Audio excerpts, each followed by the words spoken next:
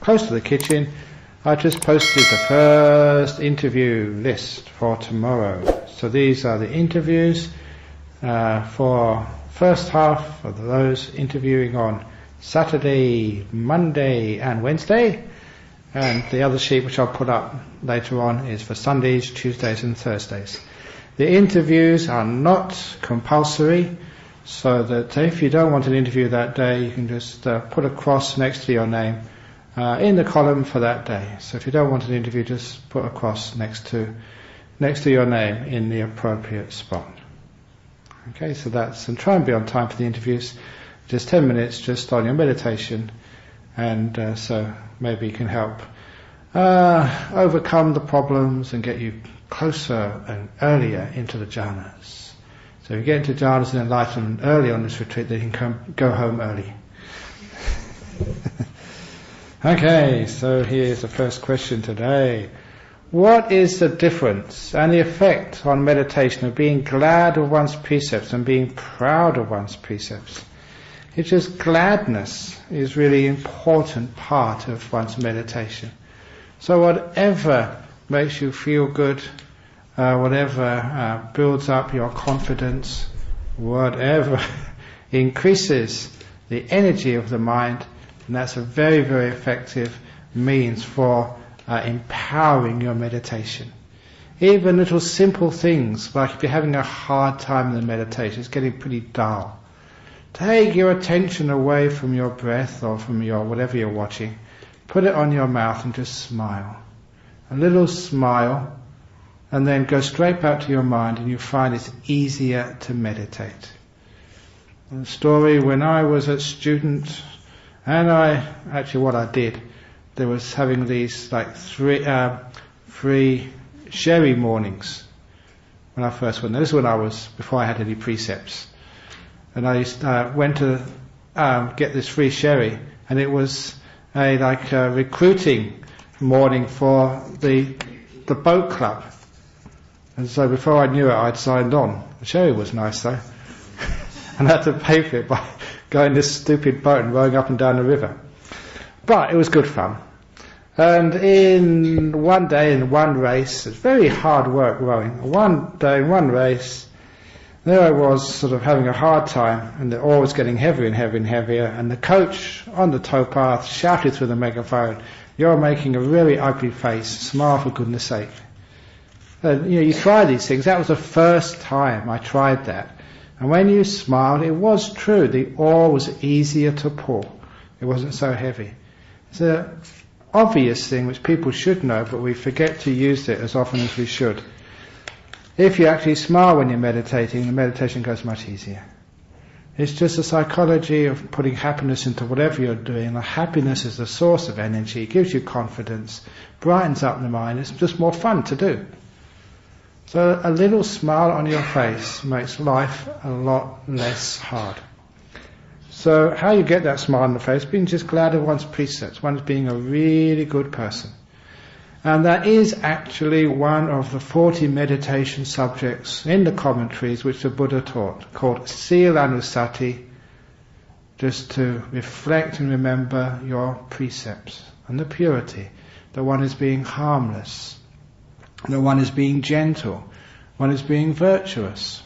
And in this world when people are unvirtuous, they cause all sorts of problems and pains to other people. You're being harmless. At the very least, you're not causing any trouble on these 9 days. That's the very least. So that's something to be proud of, because other people are causing a lot of mischief out there. So you think, oh, I'm being harmless to this 9 days.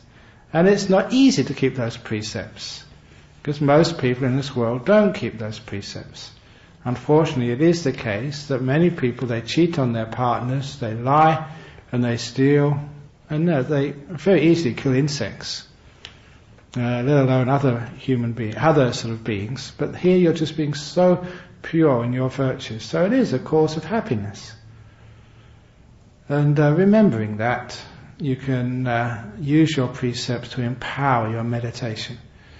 And last Monday night, when we did the ordination ceremony for Venerable Wimoka sitting next to me, part of the chant which I had to do was to say, Silang paribhavito samadhi mahat palohoti mahani sangsa. That when meditation is empowered by sila, by virtue, by precepts, it is of great benefit and great power. And that's one of the sayings of the Buddha.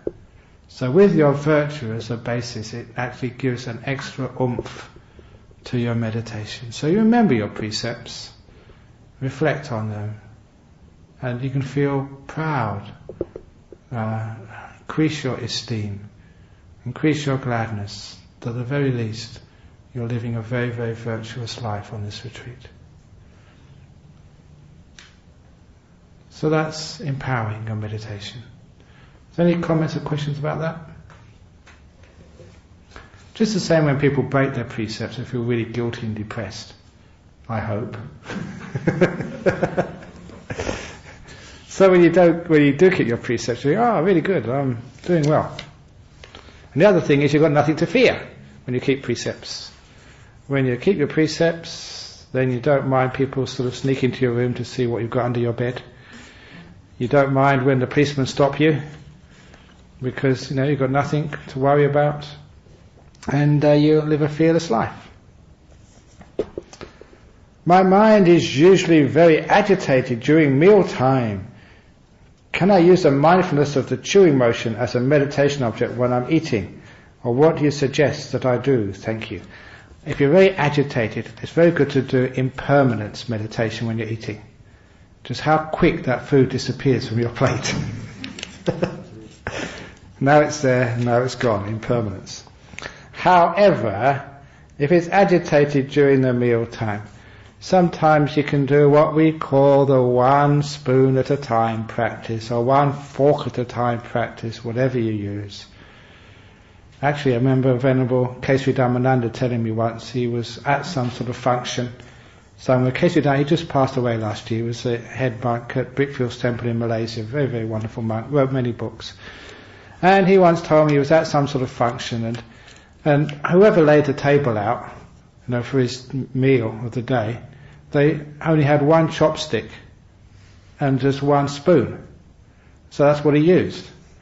And apparently that someone saw him using a chopstick in one hand and a spoon in the other. And they took a photo of him, and it appeared in, I think, the New Straits Times with the caption, East meets West. One chopstick and one spoon. Well, one spoon at a time practice. When you're eating, sometimes you've already got something in your mouth, chewing. And you've got something on the spoon, waiting in line. And you've got a heap on your plate, which is up next. And you're looking what's coming after that heap on the plate. So you're about 3 spoons ahead of yourself.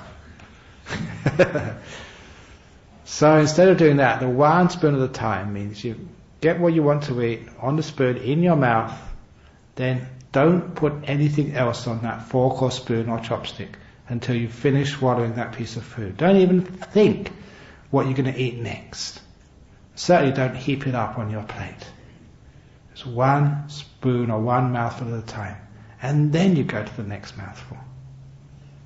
Okay, so that's getting in the present moment. And that really slows you down. And when you actually can slow down that way, then your mind gets trained not to be agitated. Or even better than that, make sure you're the last in the line to take your food. And just think of the very best food will all be taken by the time you get there. Or whatever it is. So you do like what we used to do as monks. Sometimes in our bowls, we just put the food in there and we get a spoon and stir it all up until it was this gooey muck. And then you start to eat that. It's good fun, but it still tastes nice anyway. But anyway, the reason why you're getting agitated, when all your other sense pleasures are taken away, there's no movies, there's no sex, there's no music, there's nothing to do except for the food. It's the only sense pleasure you have here. So that's why you get really sort of into it. Food coming soon. But it's a waste of time getting agitated because it's going to be a long time until you can eat again. Another, how many hours? Almost 11 hours before you can eat again. Is there a difference between being attentive and being mindful? Actually, great question. Yes, there is a difference. Because being attentive is just actually knowing what's going on, but mindfulness is also knowing what you're supposed to be doing. And this is really important. Mindfulness always has like an obligation to it, what you're supposed to be happening. So you can be attentive. As people can be attentive when they're watching the movies. I'm watching a movie, or I'm sort of robbing a house, I'm robbing a house. You can be very attentive. Actually, burglars are very, very attentive. And actually sometimes we use that sort of practice, the burglar practice. The burglar practice is this: whenever you leave this room, to go to the toilet when other people are meditating, think of yourself as a burglar. You have to walk so silently and so carefully. If you make any noise, the owner of the house will know you're there and is going to call the police and you get arrested. So like a burglar moves silently and carefully. And they can come back in the room after going to the toilet. And no one sitting here knows you've come. No one knows you've gone. You're like the burglar. So that's the burglar practice. And it's a great thing to do that when you're walking in and walking out. Well, number one, because it doesn't disturb the people sitting next to you. And number two, it increases your mindfulness. But really, the mindfulness, the old joke which I put in my book there about the person who went to the Dhamma talk in a nice temple, and they were a wealthy person, so they had a guard on their house, and they told the guard, be careful, there are burglars in the area. So I want you to be very, very, very careful and attentive to keep my house safe from burglars. And when the owner goes to the temple in a nice Dhamma talk, when they go home, they found out the burglars have been in their house. And they tell the guard, I thought I told you to be mindful. And the burglar said, well, I was attentive.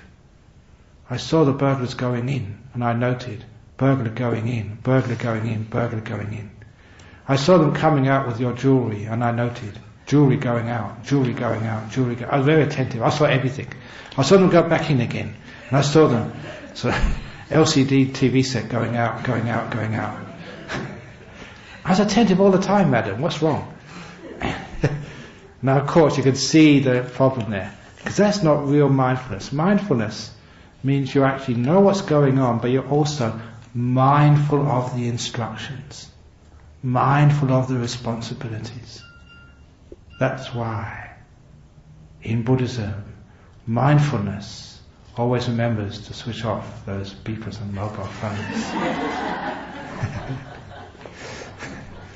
Mindfulness, it remembers the instructions.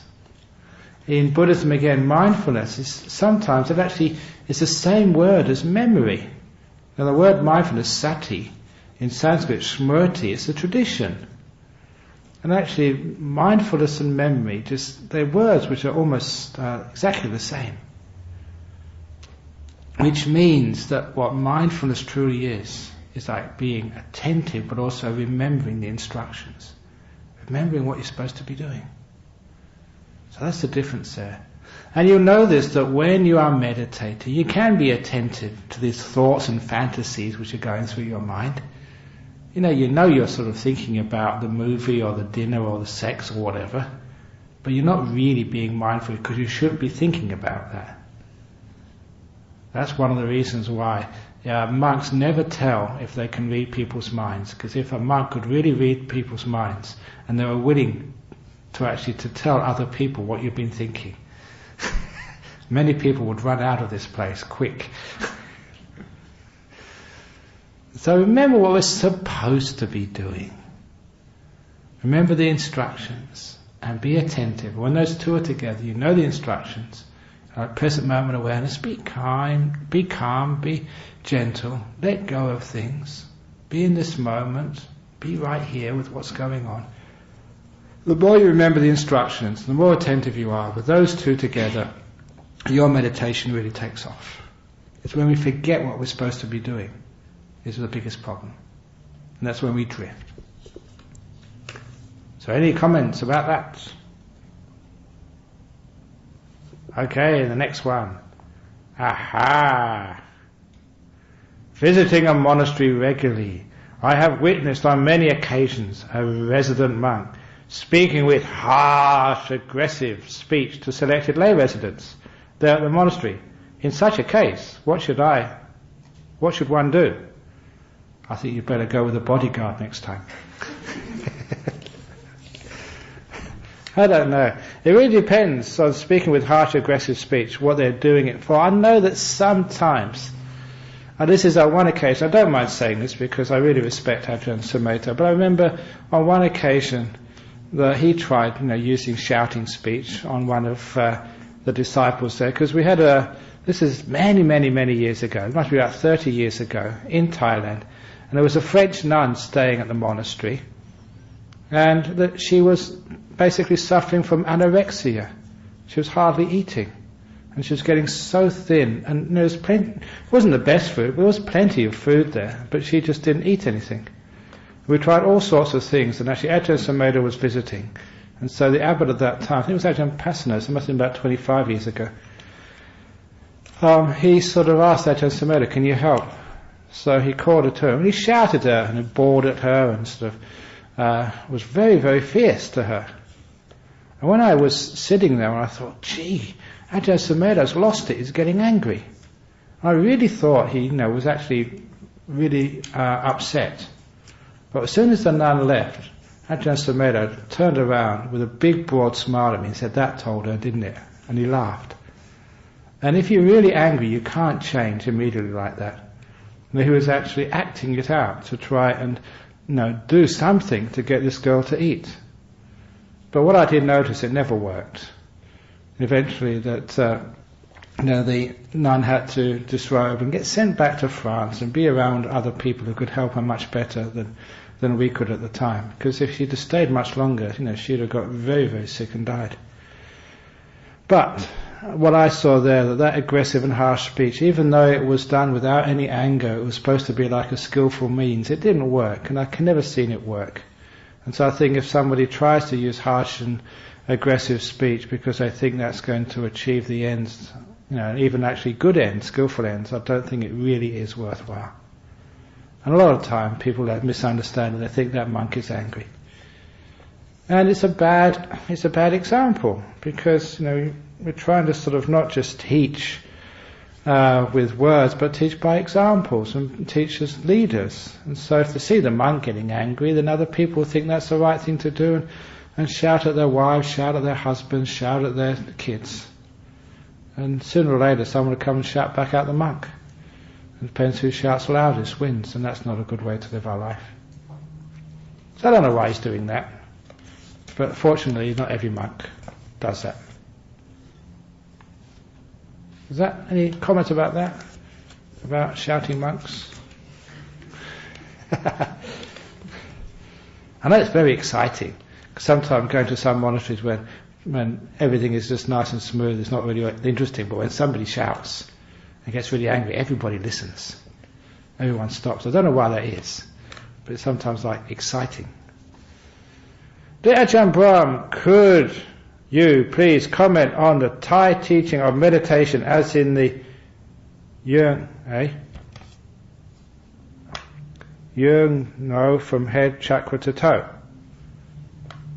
Okay, so the Thai teaching of meditation, I think what you mean is actually, it's not so much a Thai teaching as a general Buddhist teaching of actually knowing the different parts of the body from the head to the toe. I think that's what you were talking about. That's just like a sweeping meditation. It's the Burmese do that, and they're very famous for doing a sweeping meditation. And it's a good meditation to do because, especially the first few days of this retreat, remember that you'll get probably quite bored at first just doing the breath all day. Because when you're at home, you maybe do the breath meditation maybe once or twice a day at most, and that's on a good day. And now you've got 24 hours just about to do breath meditation. And after a while, the breath is going to sort of really get up your nose, and not in the. I suppose that's where it's supposed to go. But yeah, I think you know what I mean. You think, gee, you're just going to spend another half an hour now watching this breath. I'm going crazy. So it's good to sort of switch it now and again and do different types of meditation, meditation, walking meditation. The sweeping meditation is actually just sweep, I usually start from the bottom of my body. Go to your toes. How are your toes now? What do they feel like? And can you actually get some sensations there? When you pay attention, you can actually notice there's something there. If you can't actually notice a feeling, just touch them and just massage them, and then you can actually get to your attention down there and feel your toes and just relax them, make them nice and peaceful and happy, soothe them, and then just move the attention up the body, to the soles of the feet and to the top of the feet, and move it through the bones as you go to the heel and then the ankle, but do it very slowly. And every time just feel whatever sensations you can there, soothe them, ease them, relax them, and only when they feel really good do you move up, and you move up the whole body to your knees, because many people when they're meditating get sore knees. Just when you get to the knees, just stop there and give attention. And just that kind attention sometimes is all you need to soothe any pain or aches there. When I was in Armadale group, I've been kept on saying that I remember as a kid playing football in the streets with my mates, and you'd always fall over, and you always tended to graze, take the skin off your knees and graze them. And whenever I used to fall over and graze my knees, which was every few days, you used to go up to your mum and ask my mother to kiss it better. And so she would put her mouth with all those germs on the open wound. But it would never get infected, it would always get better. All it was like a bit of kind attention, that's all. And that actually got the pain away, and then I went off to play football again. And not even with a plaster or anything, just a kiss better was always needed. And that's a degree of kind attention I knew as a kid was very, very powerful healing. And I know that even now, that if you've got an ache or pain in the body, you put some kind attention there, just to soothe it. And a lot of times the body relaxes and gets more at ease. So if you've got any pain, as you're sweeping the body up through the sort of the thighs to your bottom, and spend a lot of time on your bottom, because that poor bottom's been supporting you for such a long time, and especially on this retreat. On these cushions, I don't know how many cushions you have, but it still digs into your bottom. And so your buttocks are so important for your meditation, so spend a little time down there and care for the poor things. And just, a bit of care makes them more relaxed, and then go up the back. And as you go up the back, all the vertebrae and the muscles there, because it is difficult sitting down for a long time, meditating. As far as the best posture is concerned, you don't have to sit with a perfectly rigid, straight back. I always thought that wasn't a good posture, and it's only last year that I read again in science journals, they say straight vertical posture is not the best. People get back problem with their vertical. 115 degrees, leaning back a little bit, is the best posture, so the experts say. And I always thought that way, because when you are in a chair, you like to lean back a little bit, don't you? And the reason you do is because you know that that's the best posture for you. It feels good. However, don't lean too back right now, otherwise you'll fall over on the person sitting behind you. But anyhow, just you find out what's the best posture for you, and actually you feel it. And even as you go through the body sweeping, sometimes you can go to your organs. Go to your guts if you have got sore tummies, and just relax that area, just feel it, and just soothe it. It's like my mother kissing it better or whatever. And just imagine that somebody massaging it or something to soothe it, because it does help. And you go up if you've got sort of a bad heart or lungs or whatever. Stay there. It doesn't matter if you don't know what the lung looks like or a heart looks like. Just imagine it, put your energy there, attention there, and kindness, and things tend to ease. You sweep the whole body, and you get up to your shoulders, and I go down my arms. Always remember where my fingers are, make sure they're comfortable. Then go back to the shoulders and really relax them, and go up to the neck. Move my head from side to side to make sure the neck is happy. And one of the things which I do, I'm not sure where I got this from, some book a long time ago, just go to over the back of the head, and I imagine a hole opening up in my head. Like, when you're a kid, a baby has this little gap in the top of the head. And any sickness, any ache, any negativity, just imagine it like sort of smoke just coming out the top of your head and going out into space. And it's just an imaginary exercise, but because it's an imaginary exercise, it does have actually psychological power. Any negativity, any pain, any frustration, just open that hole in the top of your head and let it all out. And like steam, it bubbles out and sort of fades away. And once it's all gone, you can imagine the hole closing up again. Otherwise it might come back in again. And it's gone. You go to the face, you relax all the muscles in the face. So you're sweeping through the body.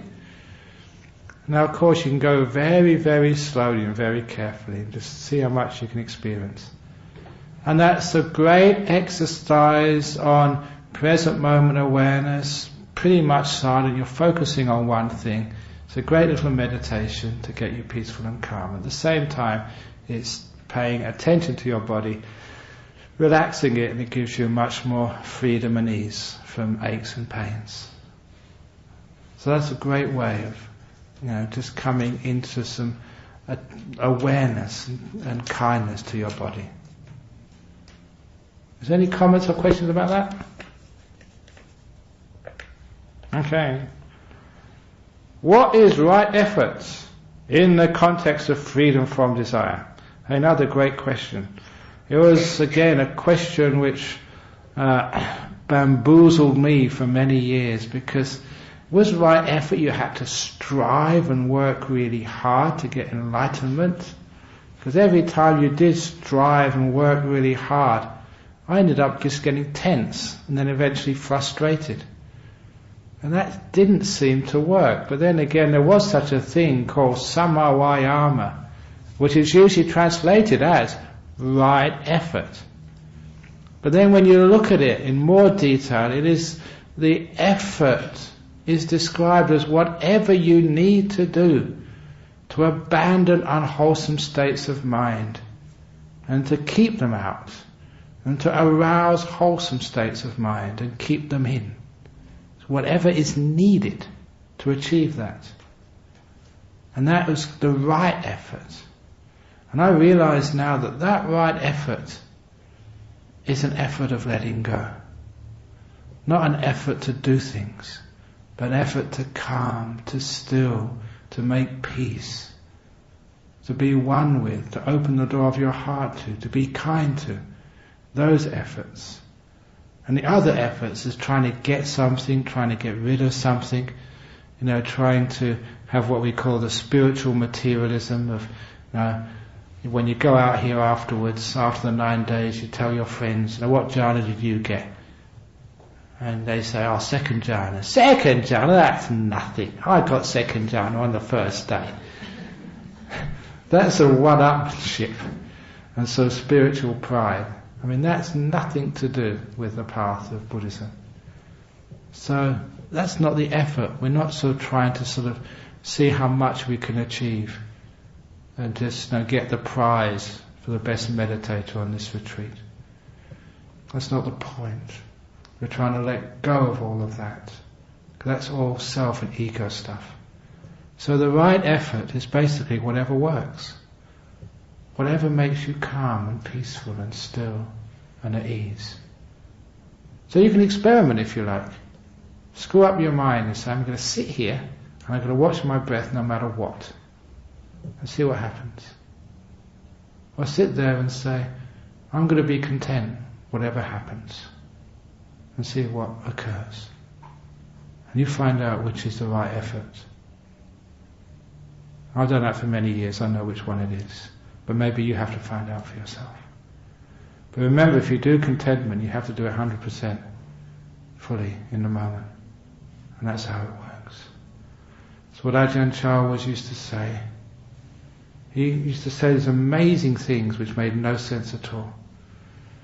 One of the first things he said, in the first year I was there at Wat Pa Pong, before Wat Nana Chart was built, he used to say, Wat Pa Pong his monastery, is a mango orchard. The mango trees were planted by the Buddha so long ago, and now all the trees are full of mangoes. You monks are so lucky. You don't need to even climb the tree or even shake it. All you need to do is to put your hand out and a mango will fall. I thought it was crazy. What did that mean?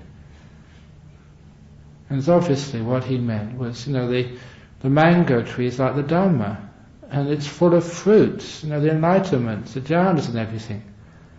And he said that it's already been done by the Buddha. You don't need to climb that tree or even shake it. Just put your hand out and the mango will fall. The more you shake it, the more you climb it, the longer it takes for that mango to fall. And that's straight from the words of one of the great masters, Ajahn Chah. And that's what it means. Of course, I never understood it. It never made sense. It was counterintuitive, because I always thought if I want something, I have to work hard to get it. As I said this morning, that's not the way of Dhamma. That's why very few people sort of actually penetrate to see the truth of the Dhamma, because it goes in the opposite direction to the ways of the world. And it takes a lot of skill and guts not to do anything. Some of you may be able to do that for a little while, but then you always get involved and start controlling things again and doing things. So if you're really going to do the contentment practice, you've got to do it 100%. 99% doesn't work. Fully content. This is good enough. Give it a try, experiment. It's a great question, because that goes to the core of what we're doing here. Any comment on that? Yeah, I have one question. Yeah. With respect to pride, say, and achievement, say, in the precepts as we were talking about before, is that a hindrance when it comes to right effort and, say, contentment or freedom of desire, or is how does that fit in? Okay, when you're talking about going back to the question of being proud you're keeping our precepts, and is that going to create sort of desire, and that desire going to create the agitation of the mind which stops stillness and stops meditation happening? The sort of pride I was talking about there, because the English word has many meanings and connotations. The word pride, I was saying, feeling good about yourself. Not to think, that you are superior to other people. So it's just a feeling of like self-esteem and sort of inner contentment, and that word's come out again. Rather than sort of feeling superior and seeing how pure you can get and see if you can be purer than the person sitting next to you. And those are the pride, the spiritual pride, which is going to be a hindrance to the goal. But if it's just a feeling of good, then that's not going to be a hindrance. Here we go. Here is not a question but an essay. Dear Ajahn, when one has stillness of mind and this continues and there is justice, obviously there is something that is obstructing going deeper. So if one looks but cannot see or feel anything as obstruction, what should one do? I cannot go deeper within, and yet the mind seems to be quiet and still. I then look for the breath and try to refocus on this until it goes very quiet again, then I just sit with this stillness. And this cycle seems to repeat itself. This has been like this for a couple of years now. True, I'm developing patience, but there does come a point where I begin to think I'm missing something, doing something wrong. Please help. It's probably you've got some expectation there of something to happen. So the person is getting still, they're getting peaceful, but then nothing is happening. And they're expecting something to happen. I think it's that expectation which is probably going to be the main hindrance, stopping things developing. So it has to be like 100% patience. Sometimes I've given a simile of renunciation, like being in a hot air balloon. To go high, you have to find something to throw out. The ballast. You throw all the ballast out. What else can I throw out? Throw out your sandwiches and your thermos, and then you go a little bit higher. Every time you throw something out, you go up to the next stage. And that's very, very wonderful simile for the path of meditation. So if you get to a stage, you're not getting deeper. What can you throw out? There must be some burden there, some attachment you're keeping.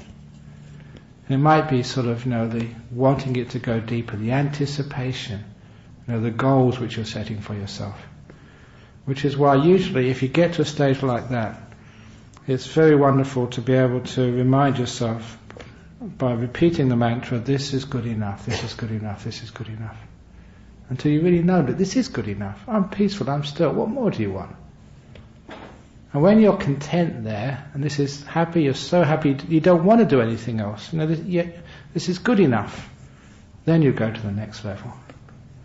If you're expecting something to happen, waiting for something to happen, waiting for Godot never comes. That's Beckett play. So if you're waiting for something to develop, it never develops. When you give up waiting, you really let go, then everything just happens. So it's a great little place. Every place you get to in meditation, there's another test there for you, to let go that little bit more, to be more content, to be less demanding. And that way you can go that bit deeper. So get to that stage, and this is good enough. And be so content with this. It really is. 100%, not just convincing yourself 99%, but 100%, this is good enough for me. And then it will develop. Yeah? John, that letting go that you said, with respect to that question you just answered, does that ever actually occur? I can certainly relate to that question that you just read out there. But what I'm finding is that the meditation level stays the same in the inner world, but on the outside world, lines of things start letting go over the last couple of years. Can it sometimes happen on the outside world, so the meditation in the world stays at a sort of an equilibrium level there while you sort of get rid of your luggage and stuff on the outside world before you have a quantum leap to another stage? Can be the case. You're saying that sometimes, that as if I understand your response properly, that your meditation starts getting very, very peaceful, and then maybe has to pause while your worldly life catches up with it. And as you let go more and more in the world, then later on you go back to meditation, then you can go to the next stage. Certainly just the way you live your life has a lot of bearing on how your meditation develops, because you cannot just separate your activities and your ordinary daily life and what you do in meditation and think that you can somehow compartmentalize them and separate them. They do have a bearing on each other, which is why that people who do keep a simple lifestyle, who keep their precepts, are really kind, good, sort of not fault-finding people, that they will usually have very nice meditations as well. However, that there is still the possibility you may be living in the most heedless of lives, but there's still a possibility on a retreat such as this. You've got 9 days of purity, a wonderful lifestyle. So even people who live quite sort of heedless lifestyles, on a retreat such as this, they can get deep meditation. Because my first retreat, was I still drinking alcohol?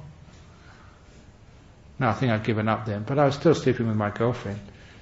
And I still got a deep meditation, I couldn't believe it. So I wasn't sort of the most pure of beings at that time, but I still could get some nice meditation going. So, you can do it. But it obviously helps, to be sort of more virtuous. Does that make sense? Okay. Anyway, I think a lot.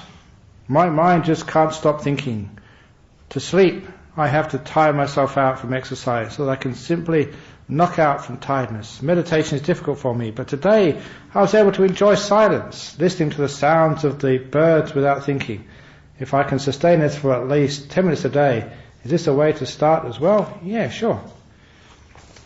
So you can go listen to the birds every day, and maybe do the bird meditation, and then you become bird-brained.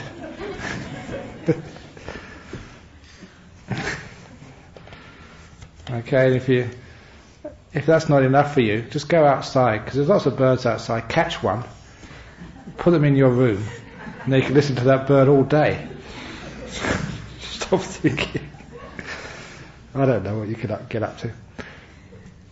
But anyway, you will find, just in this retreat, 9 days, your thinking will get less and less and less and less.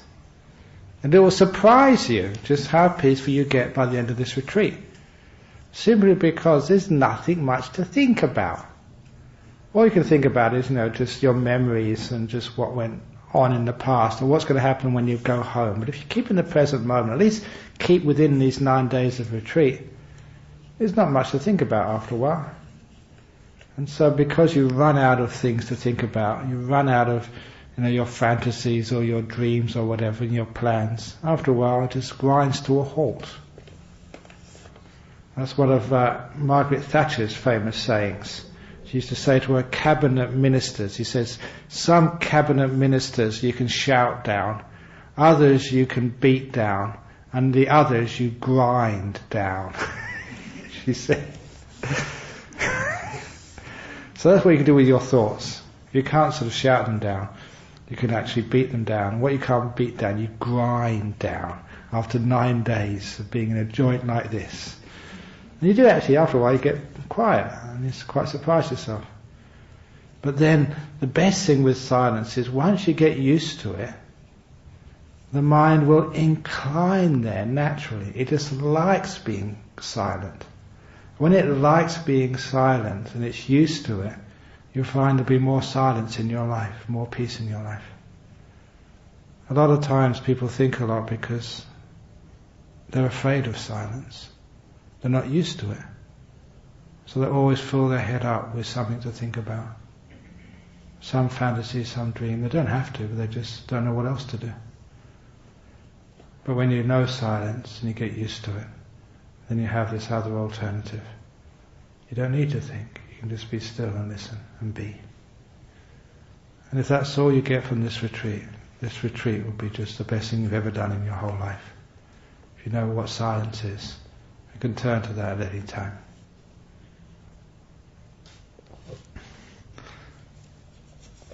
But there was, when I was in Hong Kong, the people I was staying with, the wife, said she can't go to sleep at night. She's always thinking. She was she? A lawyer. And so she just asked for some advice. And I just gave her very simple advice. I said, when you go to sleep, or when you're in the bed at night, stop trying to go to sleep. You already know that the most comfortable place in this whole retreat is in your bed. When you wake up in the morning, do you want to get out of bed? Do you want to come to the meditation? No, it's just so nice. So you're cozy, warm, and there's no aches and pains, and you feel lovely in your bed. And so remember that's one of the most comfortable, cozy places in the world, in your bed. So why waste that wonderful feeling by going unconscious in sleep? So tell yourself, when you're in your bed at night, I don't want to go to sleep. I just want to enjoy this wonderful, warm, cozy, lovely feeling. I'm stretched out on the mattress and just no aches and pains. Oh, this is so nice, so comfortable. So I told her that. And of course it worked, because as soon as she wanted to stay awake, she went to sleep. It's just basic psychology, what we call reverse psychology. The more you try and want to go to sleep, the more you agitate yourself. But as soon as you don't care, and you're quite happy to stay awake, then you relax, and then you go to sleep.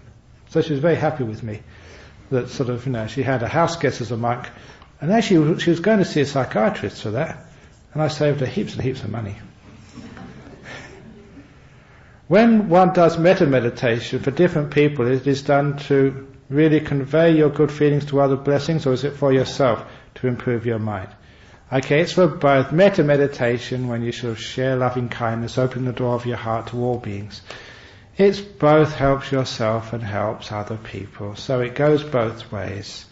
Whenever you sort of, give happiness to others, you always get happiness back. Just the last 2 or 3 months at the monastery, there's the eldest cat in our monastery, Kit Kat. She's over 20 years old now. So because, in Buddhism, when a person's 10 reigns or more, we call them Tera. 20 reigns are called Mahatera. So that cat's a Mahatera now. So that when she comes up, I know it's sort of, some of the milk I have for breakfast, I put it in the saucer for the cat. No other cat's allowed to eat upstairs with the monks, but because she's a Mahatera, because we put a lot of respect to seniority, she's allowed to eat up with the monks. But this obviously a silly thing, but I get so much happiness out of just sharing some of the milk which I'm supposed to be drinking with a cat. And of course, whenever you give, whenever you share, you just get so much happiness out of it. So whenever you share kindness, loving kindness to other beings, it naturally just brightens up your mind and you get something back. Whether you want it or not, don't want it, it just happens. So it is not done for you, it's not done for others, it's done for all of us. That's why we say, may all beings be happy and well. And that includes you, because you are one of those beings. I do loving kindness in the morning on breakfast. May all beans be happy and well. All the baked beans which people give me. So when I see the beans, I do loving kindness meditation. Okay, here we've got a deep question now. Quantum mechanics physics states that whatever you believe, you will see. Did it say that? Anyway, so can one stop the ripening of the seeds of karma by believing or thinking that karma does not exist? Wishful thinking. That would be so easy, wouldn't it? Karma does not exist, karma does not exist, karma does not exist. Pain does not exist, death doesn't exist, old age does not exist. Of course, you can't do that. What quantum mechanics physics states that whatever you observe, you interfere with. And, actually you create some reality by your observations. But it doesn't say that, what you believe you will see.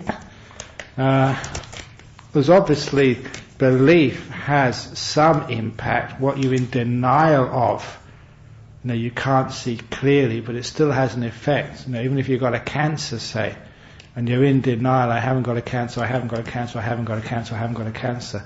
Still that cancer is there and it grows. So, just belief is not good enough. However, it is a positive that if you visualize or believe you're going to get better, you believe you're going to get better, believe you're going to get better, that's obviously a positive. And it assists. It doesn't always work, but at least it assists the whole process of recovery. And it's just, if you believe you're not going to get better, then that certainly means you're going to probably get sick. Does that make sense? So you can believe you're going to get jhana in this retreat. In the morning, look in the mirror and say, I'm going to get jhana, I'm going to get jhana, I'm going to get jhana. I believe it, I believe it, I believe it. And of course it won't work. Belief is not good enough. You need more than that. Any comment about that? Okay, next question here. Is there any significant difference between walking meditation and sitting meditation? If there, please tell us briefly. Yes. You're taller when you're walking, lower when you're sitting. I don't know. They say it's a significant difference. Sure, it must be very differences. It's really funny. Just even though what I say is not all that amusing, it's a strange thing. Whenever you get to sort of the end of a meditation day, people are so bored they're willing to laugh at anything. I've noticed this, people always get the giggles on the end of a meditation day.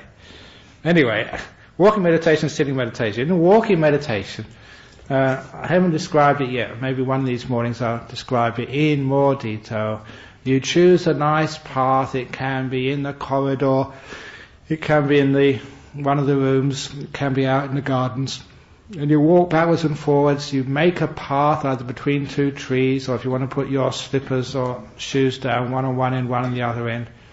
And some people like a long path, some people like a short path, but you've got your two markers, one on each end, so you know exactly where you have to stop. It makes it simple, you don't have too many decisions to make. When am I supposed to stop? How much longer am I supposed to walk? You walk backwards and forwards, you put your gaze about 2 meters in front of you with your eyes open, so that you feel quite safe, you're not going to trip over something, there's not a snake or an ant or something there going to bite you. So 2 meters in front of you, you look down, you don't look to the left and the right, you only look in front of you because that gives you a sense of safety. And you walk naturally, not too fast, not too slow, just as you feel comfortable. And you start off with present moment awareness, just trying to be now, with the step happening now. So you don't think about, where you're going to go to or where you've come from. Then you try silence, so you're not talking to yourself with a commentary. And then when you've got that basic mindfulness of silence and present moment awareness, then instead of watching your breathing, then you start just watching the movement of your feet. Just like you're breathing in and breathing out with breath meditation, how do you know which leg is moving, the left leg or the right leg? So it's the feelings and sensations in the feet you focus on. And you do that because they're simple, you can't say too much about them, and they're happening now. So they help you focus more in the present moment. And you're just with the feelings of the feet. And at first you don't see very much, just left foot moving, right foot moving. And then you refine it down till you see the very beginning of the left foot moving. What part of your foot lifts up from the ground first? And what second? And does it move vertically up, or does it go a little backwards or a little bit forward? And then what happens? Does it sort of go up and then suddenly go forward? Does it go in a curve? Or how does it move?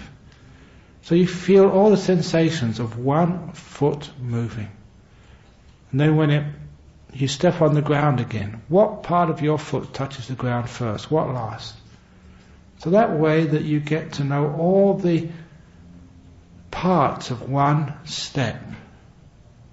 And then you see the next step happening. So you're filling the mind just with the feelings of walking until you get to the end of your path, and then you turn around, you know every movement of moving around, turning around, and then you start again, focusing just on the feelings in the feet. And the difference is that that's about as far as you can go with the walking meditation. You can get to what I sometimes call the beautiful step, like the beautiful breath. Because you're walking, you feel very happy, very content, having a great time. It's delightful to be so still, and you really start to enjoy it. And that's called the beautiful step. Like in the breath meditation, you get to the beautiful breath, you're breathing in and out and you're having a wonderful time. The next stage in breath meditation is when the breath disappears. And if you get to that next stage in the walking meditation, your walking disappears. And I remember Ajahn Yana telling me, I've never seen this, one of Ajahn Yana's tales. There is a monk in Thailand who can get into jhana during walking meditation. He gets to that stage, he completely loses contact with his body, and he gets into these amazing states, but he keeps walking into trees. He's got all these bumps and scratches on his face apparently. So it's not recommended to get into jhana while you're walking. You might walk out of this temple in front of a bus, I don't know. But anyway, actually get a good rebirth if you get... so it's not all bad. But anyhow, that's not a good thing to do. So in walking meditation you can get so far, in sitting meditation you can get much deeper. That's the most significant difference. The depth of meditation, the depth of stillness. Any comments on that? Okay, we have two more questions. To my understanding, one reason for meditation is to stop thoughts before it solidifies. What if it's a thought or concept that is deeply rooted over years? What do you do with it during meditation? You uproot it. You spray it with those, what's it called? Roundup, yeah. We might get some of, what's it, they're called herbicides, fungicides or whatever. You might get some of that herbicide and spray it in your ear holes to get rid of all the thoughts so they don't make any roots. There is sometimes thoughts which have been going on a long time in your mind. They're habits. And those habits of thoughts, or those habits of mind, those silly things which we do, the way that we stop them is with increasing our mindfulness. The more aware we are, the more we see that any habit of thinking or any habit of speech is a process. It begins when you start seeing yourself going in that direction, And you can stop yourself early if you can catch it. I told this to a fellow a couple of days ago. One of the monks, for those of you been here long enough, you may have seen him come here, Ajahn Anando. He died a few years ago, but he visited a couple of times in the early years of our monastery because he was an American who joined the Marines or went to Vietnam and got shot in the back of the head. And because of that injury, he had an epilepsy, because part of the brain was removed. And he's very intelligent, very kind, good meditator. But every now and again he would get epileptic fits. But because he was a meditator, he told me that he was mindful enough, he could actually see them coming early on. He could catch them earlier and earlier and earlier. And he got to the stage where he could see them coming, and whatever he was doing, he would stop and go to his room and just relax, meditate. And he stopped having the fits. They didn't come anymore. Simply because he caught the whole process at a time when it was possible to stop them. You've got to catch them early to do that. And so that's like a physical habit of the brain. He managed with mindfulness, catching it early, to get around. And that's what we can do with our speech, with our actions, because we find if it's like anger is a habit of our mind, where does the anger come from? What triggers it? To catch the trigger earlier and earlier and earlier. And then if you catch it really early, you can actually take another route. Instead of going through that old habitual process, which you know is going to lead you getting angry at somebody or something. And that mindfulness is how we stop those habits. And it's the same if you have these thoughts which come up, which you had for a long time. Where do they come from? Catch them earlier and earlier and earlier. It may be because something triggers it, like you're hungry, or for example, there was a lady who came here for a retreat once, but she never wants to come on a retreat here ever again because she went to a Catholic boarding school, had a tough time in that school, and when she comes here, every time she sees a crucifix, she thinks, and it just brings back those bad memories. We do have those habits and those triggers, but if she could only catch that a little bit earlier, she sees that crucifix and she stops identifying that with her years in a convent school when she was young, then it wouldn't be so bad. She'd be able to stop the association, break the habits. So the earlier you can catch these things with mindfulness, the easier it is to break those habits. So whatever is that thought you've been having a long time, find out what triggers it. What is before that thought? What's before that which is before that thought? See the whole process, trace it backwards. And the earlier you trace it backwards, the easier it is to stop it. The simile which I gave years and years ago in Thailand, trying to cut down a mature tree is just so difficult. But that tree once started as a small sapling, as a tiny shoot, which anyone could, with their two fingers, can pull out of the ground very easily. But once it's a big tree, it's almost impossible to take out. It's the same with these habits of mind. You're really getting into anger, you're really getting into a bad thought. Once it's there, it's a bit too late. But if you can catch it early, it's very easy to do something about it. And the last question this evening. I thought, always, it's a bad thing, accompanied by desire or aversion. Can a thought be neutral? Is thought always accompanied by desire or aversion, or can a thought be neutral? You can have good thoughts, so it's not always desire and aversion. So there are good thoughts, positive thoughts, and if you're going to have any thoughts at all, you might as well have the good thoughts.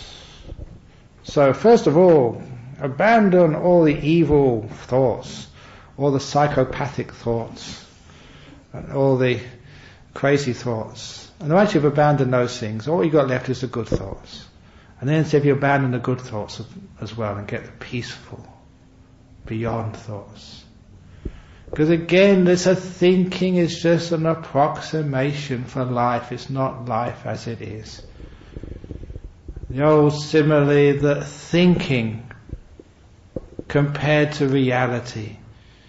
It's the same as a person who went into Northbridge one evening, like this evening, went to the most expensive restaurant and ordered the menu and ate the menu and paid and left. And that's a very stupid sort of diner. They lost a lot of money and they were as hungry as when they started. And of course, the simile of eating the menu is like just thinking life is the thoughts, and eating the thoughts, and thinking that that is all that life is. And you're missing the food. The thoughts have a place, they're pointing to the food. So if you have a thought, look where it's pointing and make sure you eat the food and not the menu. The many people who eat menus, we call them professors. They research what other people do, and they write books about lots of thoughts, and they translate menus into many thousands of languages, but very rarely do they eat the food.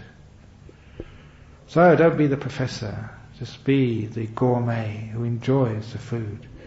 And you can see what type of monks we are, how fat we are. We just eat the food. We don't eat the menus. So live life rather than think about it. It's important to do that, because thinking will drive you crazy. And also thinking is actually, as someone said, you think about something, like a satellite orbiting around the planet. It always goes about things, but you never actually go into it. It never lands on the surface of what you're thinking. So stop thinking and know. So said Lao Tzu, as soon as you stop saying what a beautiful sunset, only then can you see the sunset. When you're thinking about it, you're missing it. The menu is different than the food. It describes the food, but it's not the food. Okay, so those are the questions today. And unfortunately there weren't that many, so now you have to meditate. Or go to bed. What time is it now? Is it 9 o'clock? 8 o'clock? 9, okay, so the night is still young. When you are at home, what time do you go to bed? So why go to bed now? But also, when you're at home you don't get up at 4 o'clock, do you? Or 5 o'clock. So those of you who want to take a break can take a break. And those of you who want to meditate some more, please meditate some more. It's a very wonderful evening, nice and warm. You can go out and walk in the garden, but actually what time do the doors get shut? Because I think it actually happened last time we had a retreat here. Someone got shut out and they couldn't get back into their room. People probably should have their key on because they can always walk around. Okay, yeah, please take. But there was somebody last time, they were walking out in the garden, everything got locked up, and they had a very cold night. So either get inside early or actually take your key. Okay, so have a nice evening and have a nice meditation, and then we'll see you tomorrow morning, whatever time you feel like getting up. And the chanting is at 6 o'clock, so if you want to come up for the chanting, that's fine. Or if you want to do your own chanting in your room, you can do your own chanting if you wish, but please don't do it so loud you wake up the person next to you. So have a nice evening, see you tomorrow. Good night.